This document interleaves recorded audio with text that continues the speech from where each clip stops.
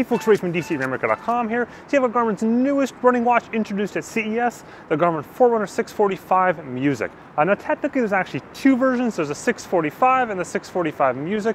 They're almost identical except one of them has music. It's as simple as that. One costs $399, one costs $449, so $50 more if you want the Bluetooth music capability. Now this is actually Garmin's first wearable that has introduced music on the device itself. In the past they've controlled music on your phone and stuff like that, but we all know that's not really the same thing, and it's taken basically ages for Garmin to get around to actually putting music on the watch, but now it's here today. Now I've been using the watch for about a month or so for my runs, so I'm going to give you a bit of an overview of what's new on the watch, then I'm going to show you some data from a run, we'll do a run, I'll dive into the music pieces a little bit here in this video, but I've got a whole separate video up there which is way more detail on the music. I'll go everything from like loading music to syncing music, streaming, all that kind of jazz in that video. So starting off with the hardware, what's new about it? Well, for one, music, obviously. And so it's got about 4 gigs of storage on it. Roughly 3.5 gigs of that is usable for you storing your music on it. And then in turn, it connects via Bluetooth to headphones and music boxes and anything you want that has Bluetooth on it from an audio standpoint to the watch itself. So you're not going to listen to this, like it doesn't have an outbound speaker on it for music. It has a beeper and all that kind of stuff, but not like a speaker for music. You do need Bluetooth headphones. I've been trying a few different ones. I've got the Power Beats here. It's a little bit older one. I've tried the Fitbit Flyer headphones. I've tried like this kind of knockoff $15 one called MPOW that's on Amazon. It's pretty darn cheap. I'll link all that crap down below there. That's all worked. I've tried like an Amazon speaker. That's worked too. All that kind of stuff works. You know, it's a bit of a pro and con as to individual headphones and how well they work, but overall things pretty much just work with this using the standard Bluetooth audio capabilities. I'll talk more about music in just a second. Let's talk about some of the more of the hardware features. Next is it does have Garmin Pay. That's their contactless payment basically piece there, so NFC payments. They introduced that back on the Vivo Active 3 this past fall, and now here it is on the Forerunner 645. Still though, banks are a bit limited there right now, so you know, more than likely your bank isn't supported, but if it is, great. If it isn't, Garmin says it's got a bunch of banks coming on board here in 2018, so hopefully that'll get ramped up a bit more quickly there. Next, from a hardware standpoint, it does have Garmin's latest optical heart rate sensor there, their Elevate optical heart rate sensor. This is the same one that you saw on the Forerunner 935 and the Fenix 5 in 2017. Same piece here. The advantage to this over some of their past optical heart rate sensors, if you have a watch from before 2017, as in announced before 2017, is that this records at 1-second intervals throughout the day. Garmin's saying about 7 days of battery life in 24/7 mode, and from a battery life standpoint for GPS on without music, it's about 12 hours, and then with music about 5 hours. That puts it pretty much on par with the Apple Watch Series 3 in terms of with music, in the same rough ballpark as the Fitbit Ionic as well in terms of music and GPS, so they're all kind of in that same range there. Next, like other Garmin 2017 watches, the Fenix 5, 935, Vivo Active 3, etc., this does allow you to pair to Bluetooth smart sensors. So of course it pairs via Bluetooth smart to your phone, but Garmin introduced the ability to pair to Bluetooth smart sensors last year, and that's carried through here as well, so things like heart rate sensors and foot pods and so on, as well as of course AMP Plus sensors. Last but not least, from a hardware standpoint, it is not touchscreen, and I think actually I'm pretty happy with that, to be honest. I generally don't have great luck with touchscreen watches. I think they're kind of just a bit annoying, and so this is non-touchscreen. It's got 3 buttons on this side, 2 buttons on the other side.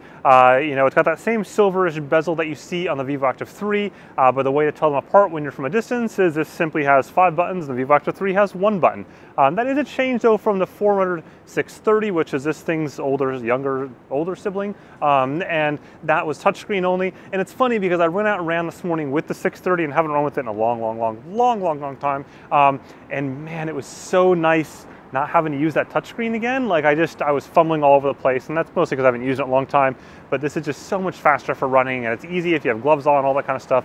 It just works. By the way, from a band standpoint, it has a black band or this pinkish cherry colored band. It's actually called cherry in French, by the way. Either one works. I just switched to the black one. They sent me with the purple one, the cherry pink thing. Have you ever seen a tall, lanky, pasty dude running around with a purple band? Not so cool. So I went ahead and went back to the black, but it works for me. In any case, bands aside, let's talk a little bit the software side of it. So before we get to music, which I know is still coming, software side, there are some new features here. Number one is the fact that it has all the first beat analytics pieces, so like the training, load, and recovery that we saw again introduced on the Forerunner 935 and a Phoenix 5 last year. So that allows you to see things like your recovery status, your training load status, how that's comparing over time. It's fairly useful for a lot of people, and First Beat is generally very well regarded in the industry as being fairly accurate. So it's cool to see it on here as well. The next piece is it does have the ability to have lactate threshold testing on that, so to use the heart rate sensor to perform that testing there. So you get those numbers and your lactate threshold on here as you reach new goals. You of course also get things like VO2 max as well. Those will automatically populate here too. Next, from a sports standpoint, and this is where you really start to see it differentiate from the Forerunner 630 in the past, is that this has a boatload of sports on here. So things like skiing, downhill skiing, so automatically count your laps while you're skiing, or your runs, I guess, while you're skiing. Same with snowboarding, has yoga and stand-up paddleboarding and weight room stuff and cardio stuff and indoor swimming. And that's actually a really interesting one. So this has indoor swimming like the Vivo Active 3 has. And there's always been this weird gap there where Garmin's higher-end running watches that were running only didn't have indoor swimming, but their mid-range ones did. So that's solved here. Does not have open water swimming, and it does not have multi-sport mode.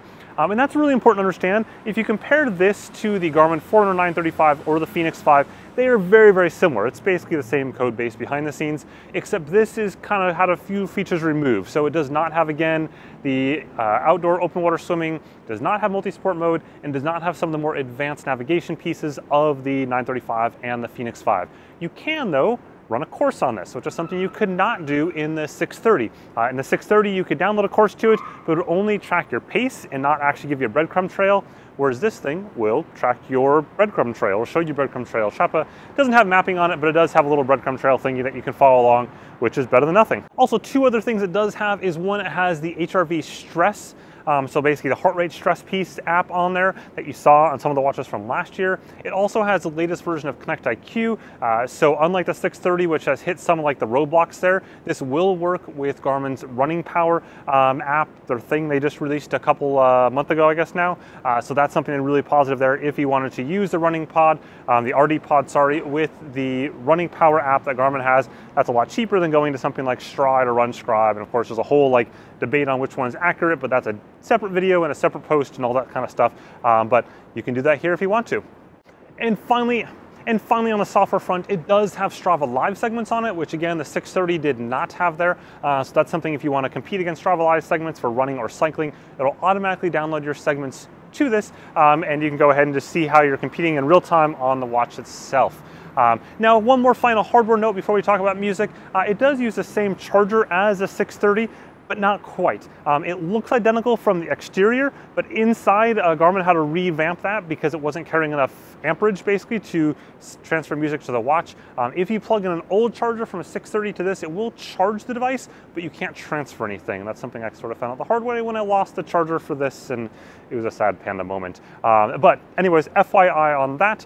Anyways, enough about that. Let's get into music for a little bit here. As I mentioned before, it uses Bluetooth headphones of any sort. I've just got these floating around that I bought a couple years back.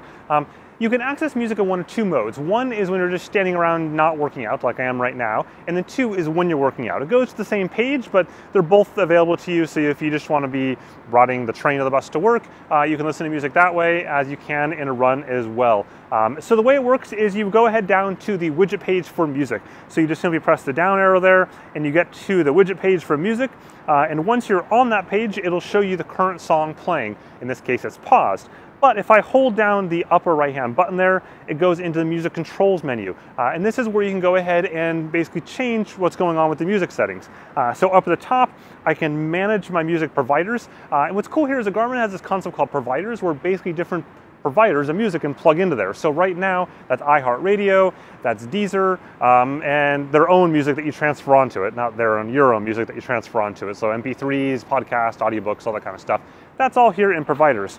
Down below, you see headphones, so you can look at the headphones you have there that are paired. You can pair multiple headphones, which is pretty darn cool, so you don't have to just only have one headphone paired, which most other watches only stick to one headphone, so that's a nice little touch.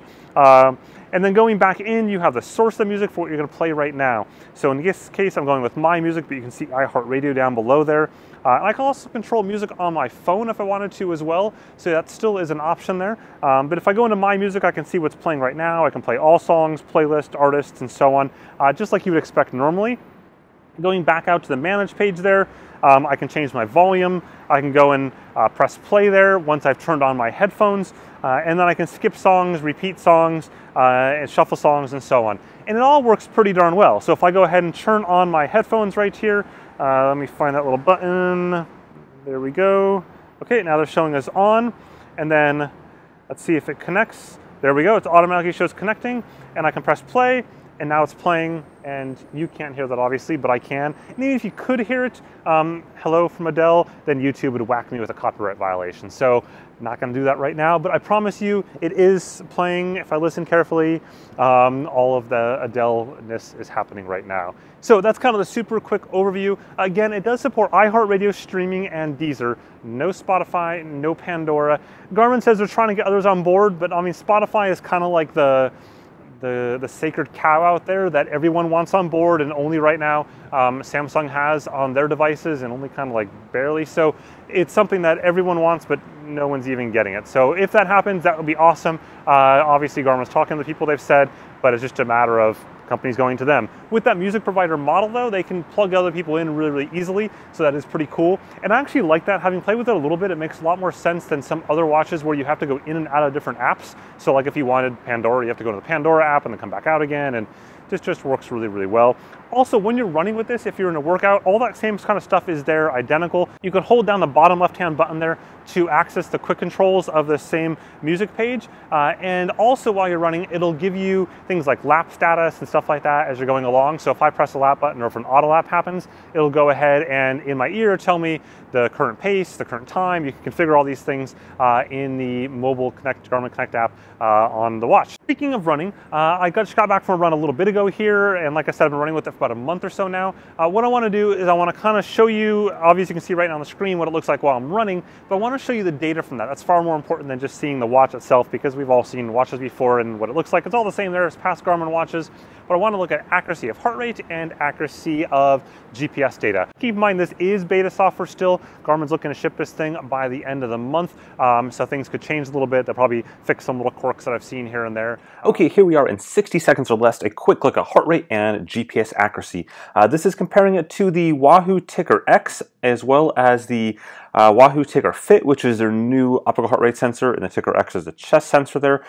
So in the case of the first 60 or so seconds, I would say that the 645 kind of overestimated things a little bit. It wasn't quite as drastic up as it thought it was, and then it locked in place there, at which point the Ticker X just went off and got lost apparently for a little while there, for like 7-8 minutes. I haven't really seen something that bad before, whereas the 645 in purple there and the Ticker Fit, the optical heart rate sensor from Wahoo, were spot on the same and incorrect actually all the way until we go into the first major interval here. These are 3-minute intervals, all good. On to the recovery though. After that first interval, you see the 645 seemed to miss a portion of that recovery. Didn't quite go as long or as low as it should have, but it went caught back up again into the work portion of that interval again, all good.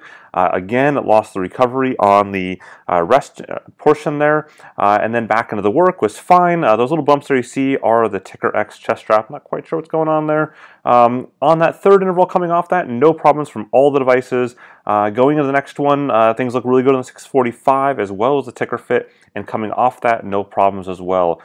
So next I have some 30-second intervals, so 1, 2, 3, 4 that you see there. You know, on the first one, the 645 did solid. On the second one, it was a little wonky. You can see there, it's just not quite as clean as the Ticker Fit was. On the third one, the 645 was solid again, but it lost a little bit coming off the recovery. And then on the fourth one, it definitely totally lost the plot.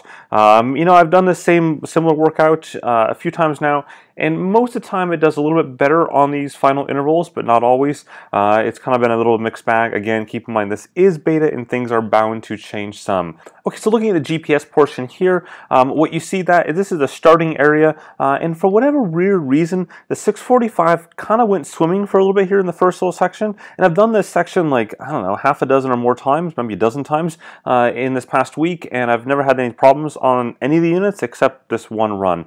So anyways, after that, I went to the park and did loops, and it's pretty clean here. I mean, things obviously there's some slight differences between the different units, but overall they all mostly agree and all mostly on the road, except for this one section right here. In both laps I did around this, the 645 was maybe 10 meters off or so from the others. I'm not really sure why it did this on both times in exact same areas, whereas then it was basically the same for the most part. A little bit of variance there as well, but then again here the 935 is different from the others, and so you do get differences there a little bit between different units, and obviously there's no perfectly right or wrong answer. In this case, I would say if we go satellite view, you can see a little more clearly there's the road right there, and then the 935 was off the road, whereas the other ones were on the road. In this case here, the 645 is actually a little more correct.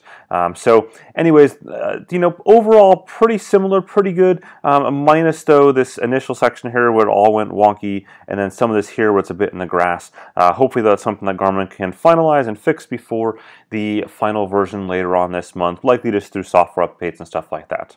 Okay, so there you go, folks. Just a look at the Garmin 645 Music. Check out that full post down the bottom there in the description line. There's tons more information there, screenshots, all that kind of goodness is down there. Also, check out that music video that's floating up there somewhere. And don't forget, this is the week of CES. Kicks off today. There is so much good stuff coming. Plenty more sports tech stuff. There's a lot of stuff that I think people might not have expected maybe on the way, and some things people did expect on the way. And then also over the next 2 weeks, we go into the Tour Down Under, and there's a pile of stuff coming there as well. Some things that are actually timed the Tour Down Under, and some things that just happen to kerplunk down on the same dates as that. So definitely whack that subscribe button at the bottom there so you do not miss out on any of the goodness coming up this week or in the near future. Have a good one. Thanks for watching. You could be the one. I see no reason why I should ever let you go. Don't wanna wait.